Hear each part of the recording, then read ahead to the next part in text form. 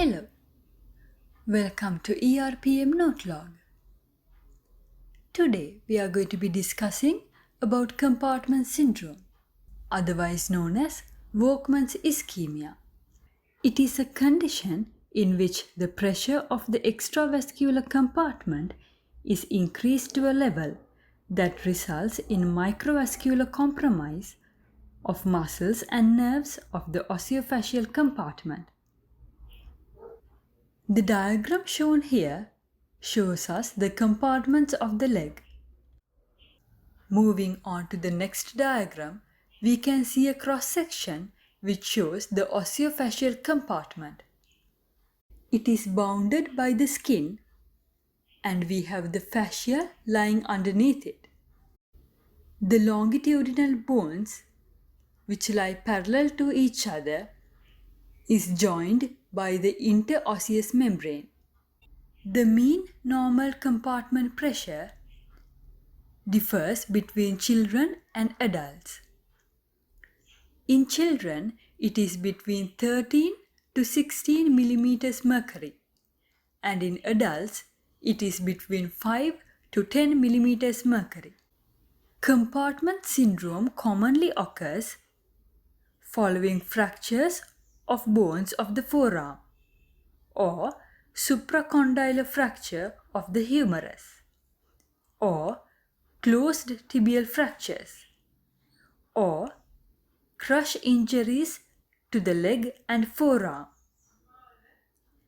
It can also occur following fractures of metacarpals or fractures of metatarsals. Compartment syndrome can occur in any space but is common where there are two or more parallel filler bones. When we talk about the causes of compartment syndrome, fractures are the most common cause. Tibia is commonly involved, followed by bones of the forearm. Soft tissue contusions, tight bandages or plaster application, extravasation of intravenous infusions are also causes which lead to compartment syndrome. The diagram here gives us a clear idea of the pathogenesis of the compartment syndrome. Trauma will lead to muscle ischemia, which will subsequently cause histamine release, increased capillary permeability, and intramuscular edema in order. We should also remember that venous occlusion can also cause intramuscular edema. It will lead to increased intramuscular pressure and venous lymphatic obstruction, which will cause arterial occlusion or arterial spasm, which will again cause muscle ischemia. So, this is a continuous cycle. Clinical features play a very important role in the identification of compartment syndrome. Here we will talk about symptoms and signs separately. Symptoms include pain out of proportion to injury, which keeps increasing and is not relieved by the usual doses of analgesics. Swelling and difficulty to move the limb is a common feature. Limb deformity could also be present. The rest of the symptoms depends on the etiology. For example, snake bites will have its specific symptoms. Moving on to the signs, pain on passive stretch. The muscles should be stretched by moving the joints passively in the opposite direction to the action of the muscles. For example, when the fingers are extended passively, pain occurs in the flexor compartment of the forearm. If the lower limb is affected, numbness in the dorsum of the first web space is seen. This area is supplied by the deep peroneal nerve, which is in the anterior compartment of the leg.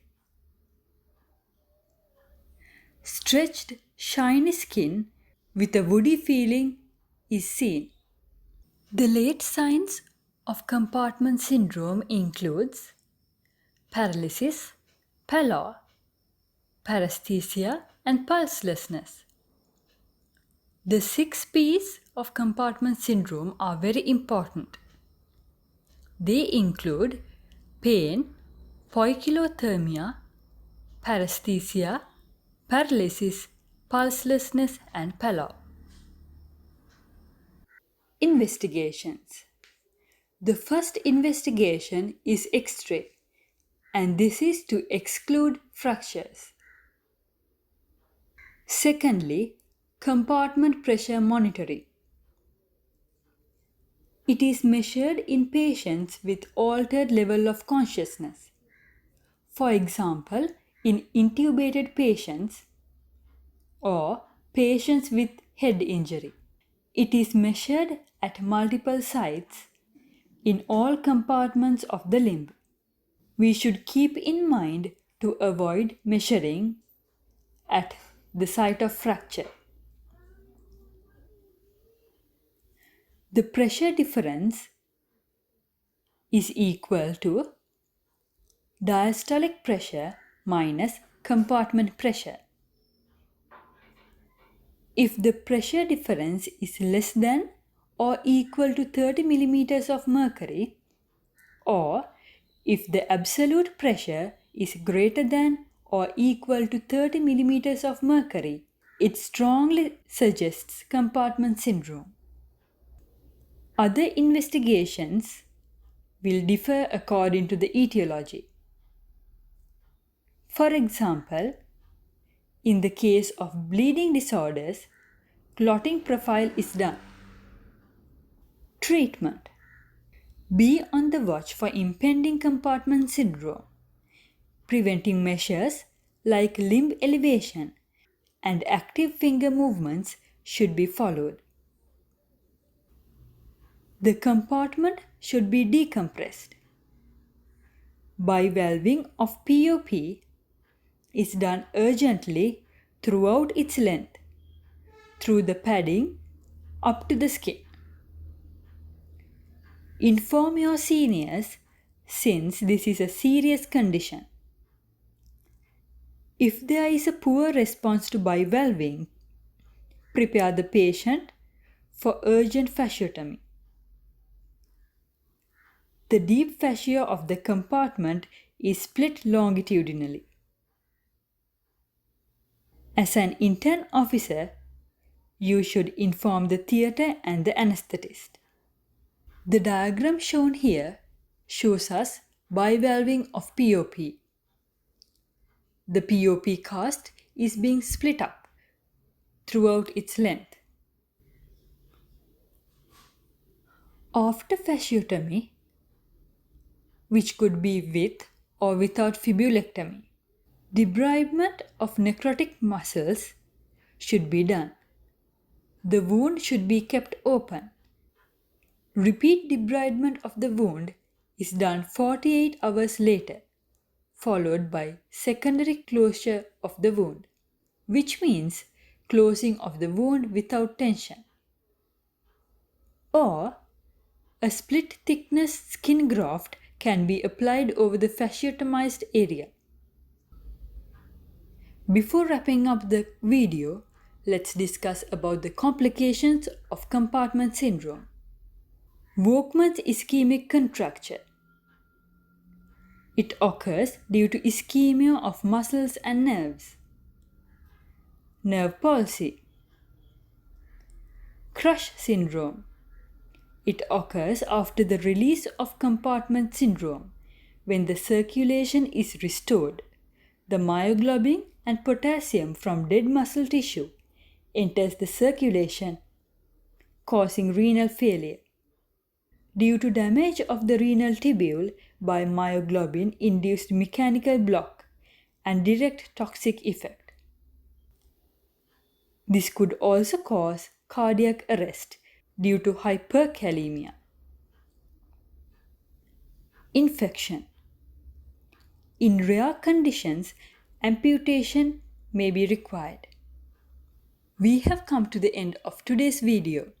Please subscribe, like, and share if this video was helpful. Thank you.